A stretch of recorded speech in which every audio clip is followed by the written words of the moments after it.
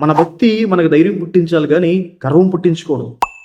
మన జ్ఞానం మనల్ని దేవుని దగ్గరగా తీసుకురావాలి కానీ ఆ జ్ఞానం బట్టి గర్వపడి మనం దేవునికి దూరంగా వెళ్ళిపోకూడదు. ఒకరికి అన్నీ తెలుసు అనుకుంటే ఆ వ్యక్తి ఏమీ కూడా నేర్చుకోలేడు. యెహోవా యందు భయభక్తులు కలిగి ఉండడమే జ్ఞానానికి మూల కారణమైన దేవుని వాక్యం సెలవిస్తుంది. దేవుని దగ్గరికి వచ్చిన వారిని సొలొమోను గారిలా జ్ఞానంతో వివేచనతో దేవుడు నింపుతాడని. ధనం ఉండడం తప్పు కాదు, ధనం బట్టి గర్వపడడం తప్పు.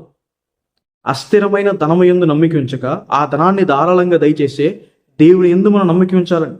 జాతి గర్వం. హిట్లర్ అనే వ్యక్తి జాతి గర్వంతో ప్రపంచ యుద్ధాన్ని తీసుకొచ్చాడు.